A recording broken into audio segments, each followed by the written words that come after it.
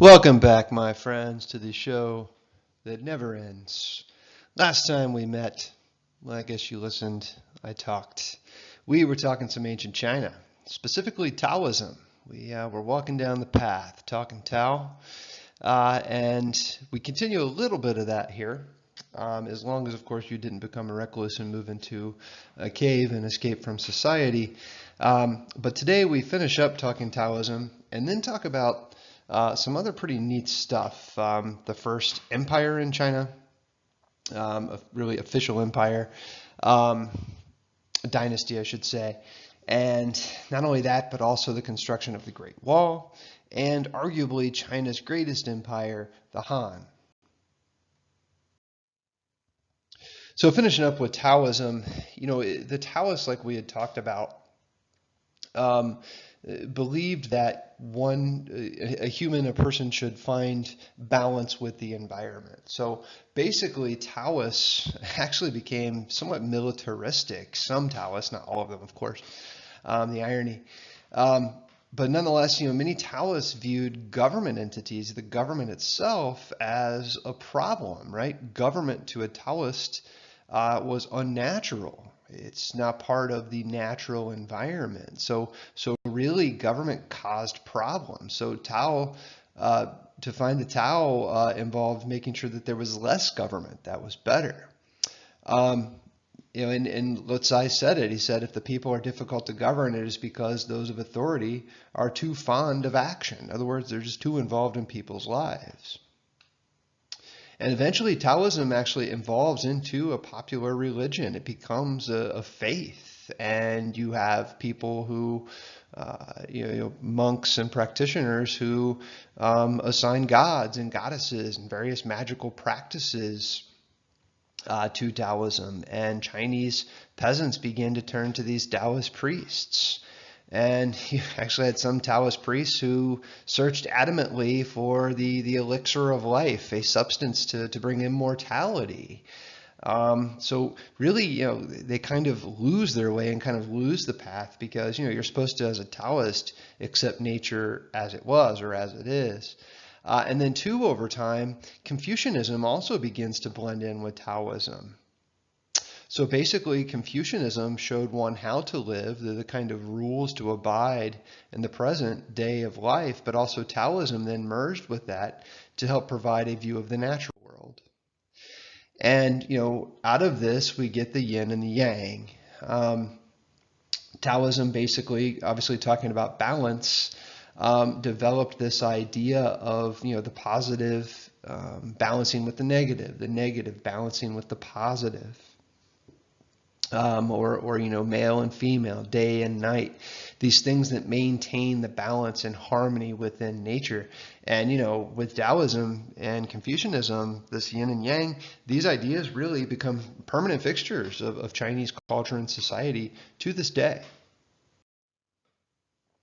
And Taoism as a religion, it's really kind of ironic in a sense, because if Taoism is about, less government and not having these entities controlling, then you would think that they wouldn't have formed into an institution with leaders. But nonetheless, you had a lot of recluses. In other words, these people who disappeared off into nature to go it alone. They would practice alchemy and live in this austere life in the mountains. Hoping to become these immortal beings. And in this image here, you can see a present day Taoist monk. And here you actually see some pretty cool temples for the Taoist faith. And actually today there are two competing Taoist schools in China. So Taoism not only developed into a religion, but over the course of time, the religion itself separated. So now you have competing Taoists. But the other big thing that spread into China was Buddhism, which the Chinese will come to call Mahayana. Buddhism, obviously from the Buddha. Buddha was from what is today India, and he lived around the 5th or 6th century BCE. Historians still debate exactly when the Buddha was around. But by the time we get to 0 to 100 CE, Common Era, we have a lot of missionaries and merchants who spread Buddhism into China from India. But of course, as it comes into China, the Chinese adopt Buddhism, but also use Buddhism, or rather mix Buddhism with their own cultural beliefs and cultural practices. And Buddhism became very popular in China during times of crisis. And it's interesting that, Buddhism takes off, but not Hinduism.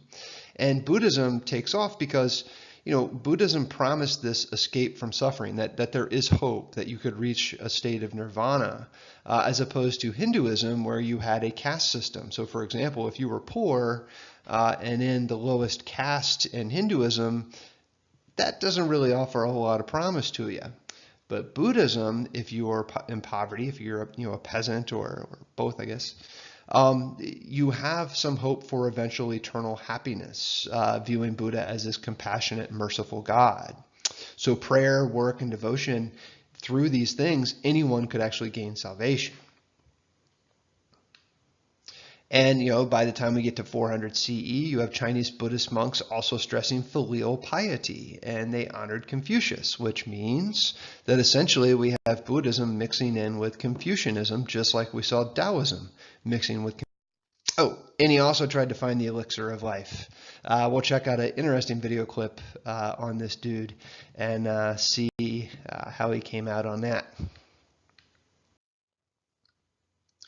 Nonetheless, what Huang does is he abolishes feudalism in China, because basically with feudalism, this empowered nobles and feudal lords. Well, he doesn't want that. He wants to be the main guy in charge. So basically he sets up, instead of these fiefs or fiefdoms, he sets up military districts and appoints local officials to administer these. And of course, the guy has spies all over the place. And basically forced noble families to actually move to the capital. Why do you think this would occur? No need to write this, but we'll talk about this tomorrow, why he would force the noble families to move to the capital. He then took all of the land from the nobles and distributed it to the peasants. Sounds like this is a pretty nice guy, yeah? Well, no. Peasants also had to pay really high taxes for building projects. There's actually another reason why he's distributing land to the peasants. Talk about that. Very much like we saw with the Persian Empire,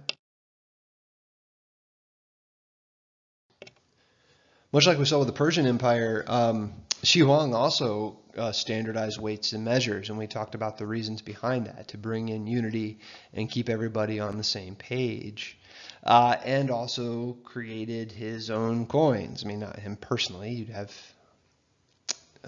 people make these, of course, in the government. But you actually see the picture up there of some Qing coins on eBay. Those are going for about 85 bucks. They're basically about twice the size of a quarter. But here is the real question. What is with that square in the middle? We'll talk about that tomorrow. No need to answer that one. We'll talk about it tomorrow. But look into it if you want. Why not? He had scholars create a uniform writing system. He built roads and canals. We saw this with Darius in the Persian Empire as well, right? He was so specific. For example, one law required that ox cart axles be the same width for wheels to run the same ruts on all the Chinese roads, right? It sounds like maybe he's being a little particular here, but it actually makes sense, right? There'll be faster transportation and thus more trade. But of course, you didn't want to criticize him. You'd be probably tortured or murdered. And books on literature and philosophy, who needs them? This guy ordered them burned and destroyed, sadly. And he actually did preserve books on medicine and agriculture. Medicine probably because he was trying to find the elixir of life. Yeah. And agriculture, of course, books on that were spared because the vast majority of your population practices agriculture. But the other big thing, the biggest achievement, I guess, of Shi Huang was the initiation of the construction of this thing, the Great Wall of China. And basically, the individual feudal states over the course of time had already begun building various walls to keep out so-called foreign invaders, which the Chinese called barbarians. All empires call outsiders at this time barbarians.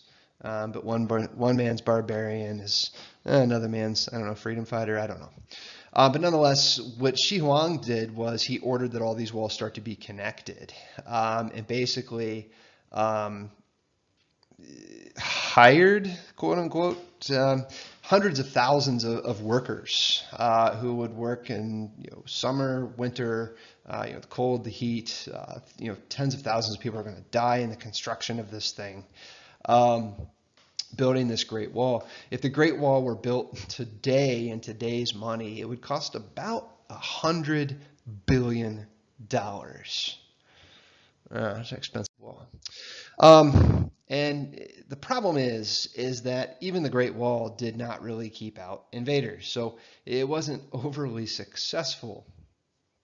But it did show that, hey, we have a leader who can mobilize resources, tell people what to do, and have this huge, basically public work, infrastructure project run by the government.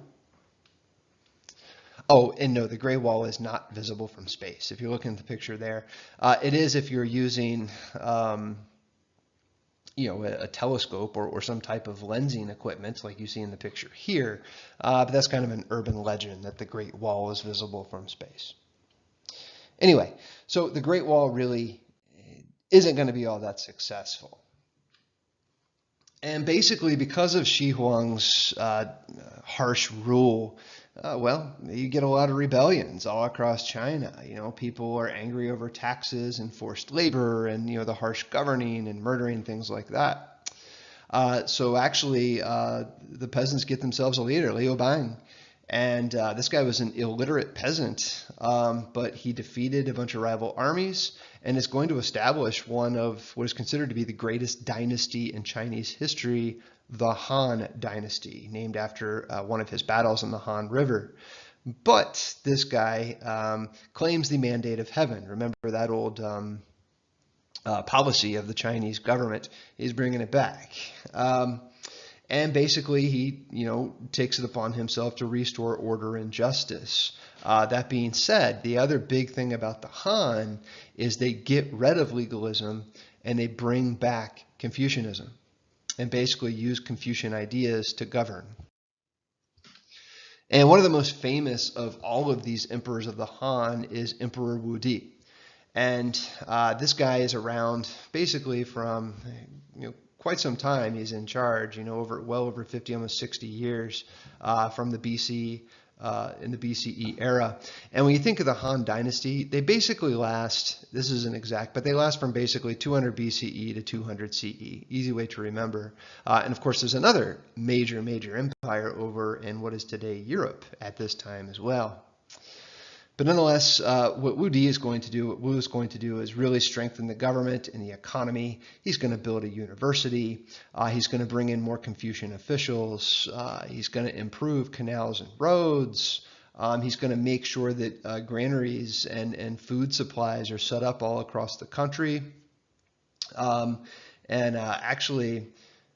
Monopolize things like iron and salt in order to maintain prices and keep things affordable for the peasantry, but also, of course, to be able to control it.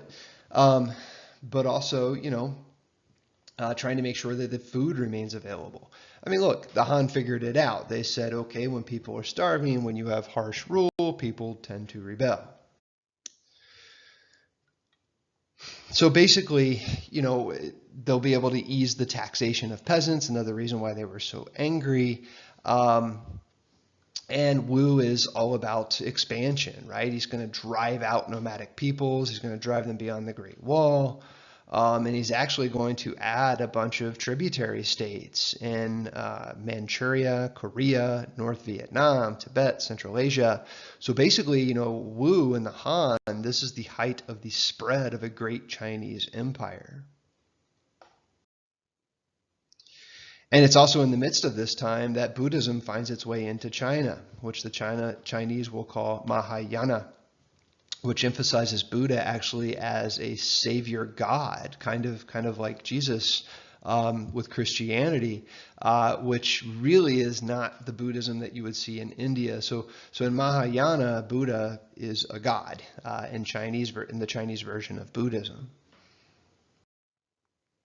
And here you can see just how big the Han Dynasty was. I mean, it is a massive, massive empire.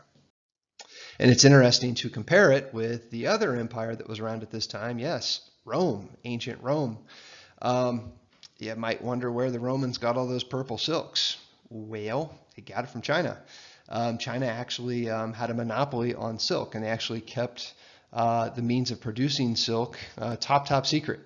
So the Romans would get their great, purple capes and clothing that the nobility would wear. They got those along what is called the Silk Road from China, but of course never knowing exactly how the silk was made. And basically, the Han is, in terms of the size of their empire, is very comparable with the Roman Empire. It's just kind of interesting why we hear so much more about Rome than we do about the Han. And we see how basically the Han expanded into the Northwest, the Korean Peninsula, Southeast Asia. Same kind of idea with what the Romans are doing into what is today Britain, or what is today Germany, or France. Gaul, of course, that was much, back at the time of Julius Caesar. And then after the military occupation, we would have trade in these places, both Rome and the Han. But the way these guys ran their empires were quite a bit different. Rome's economy, for example, relied upon slavery. Whereas basically, the Han, they relied upon free peasants. So some major differences there in terms of the economy, how it's run in these two places. But what could be most important here is the development of what we call the Silk Road. The Silk Road is not just a single road, it's a group of pathways going all the way from the heart of China all the way over to the Mediterranean, to the Levant, Israel, Lebanon, that area. And basically it links China with the West for many centuries. And the Han are really responsible for making sure that this Silk Road is maintained, defeating, robbers along the road, or trying to keep criminality low in the name of engaging in trade. And basically during the Han time, we see all kinds of new foods: grapes, figs, cucumbers, walnuts, all flowing into Western Asia. And some traders returned to China with furs from Central Asia. You had muslin coming in from India. Muslin's a cotton fabric. You had glass coming in from Rome. And this is pretty cool because we're talking, like 100 BCE, 100 CE, and yet we have this huge long distance trade network. And of course, the Chinese sent tons of silk eastward because of just the huge, huge demand for silk. The Romans really loved their silk. Nonetheless, eventually this thing, this Silk Road is going to stretch, 4,000 miles at least, linking China with the old Fertile Crescent, where many civilizations, or where basically Mesopotamian civilization began. And you actually had some people who could cover the gamut, covered the whole thing. But very, very few. The reality is that what would happen is outposts would be set up all along the Silk Road, and essentially you could stop there. Some governments would actually set up outposts themselves to encourage trade, and basically, you would go to one outpost to trade with a guy who is then going to another outpost himself with those goods. So basically, you as a trader, you would go to one outpost. Let's say you're heading east, right? You would go to one outpost, 50 miles down the road. You would go to that outpost, trade your goods with the guy who is at that outpost. Then you go back home, and then that guy who's at that outpost, he goes the other 50 miles, 100 miles, or whatever, and so on. And here you can see a really cool map depicting the Silk Road, but also something else very important. The Silk Road is going to be the major nexus of trade for 1,200, 1,300, 1,400 years But of course, by the time we start getting into the 1400 CE, you can see too that something's going to change. You can see that eventually the Silk Road, land travel, is going to be replaced with seaborne travel. But that's all we have for today for this section. Next time, we'll continue with some ancient China and take a civil service exam. What do you think about that? See you next time.